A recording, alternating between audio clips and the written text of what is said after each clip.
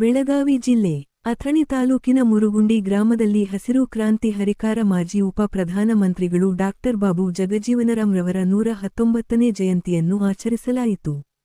ಕಾರ್ಯಕ್ರಮದಲ್ಲಿ ಮಹಾನಾಯಕರಿಗೆ ಪೂಜೆ ಸಲ್ಲಿಸಿ ಡಾಕ್ಟರ್ ಬಾಬು ಜಗಜೀವನರಾಂ ದೇಶಕ್ಕೆ ನೀಡಿದಂಥ ಕೊಡುಗೆಗಳನ್ನು ಅತಿಥಿಗಳು ತಿಳಿಸಿದರು. ಉತ್ತಮ ಸಮಾಜ ಸೇವೆ ಮಾಡುತ್ತಿರುವವರನ್ನು ಗುರುತಿಸಿ ಸತ್ಕರಿಸಿ ಗೌರವಿಸಲಾಯಿತು.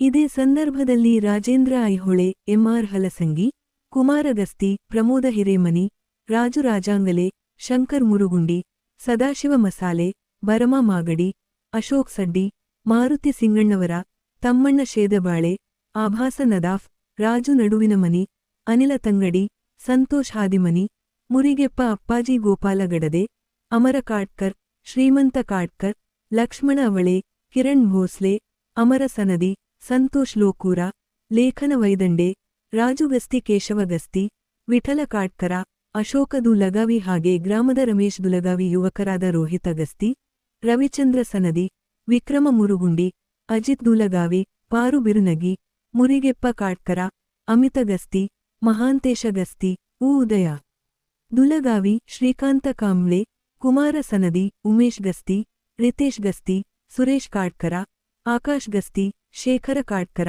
ಶ್ರಾವಣ ಗಸ್ತಿ, ಸುದೀಪ ಗಸ್ತಿ, ರೋಹನ್ ಗಸ್ತಿ, ಯಮನಪ್ಪ ಸನದಿ, ಪಿಂಟು ಐನಾಪುರ, ವಿಜಯ ದುಲಗಾವಿ ಹಾಗೂ ತಾಯಂದಿರು, ಹಿರಿಯರು ಹಾಜರಿದ್ದು ಕಾರ್ಯಕ್ರಮ ಯಶಸ್ವಿ ಮಾಡಿದರು. ವರದಿ ಮಹೇಶ್ ಶರ್ಮಾ, ಅಥಣಿ.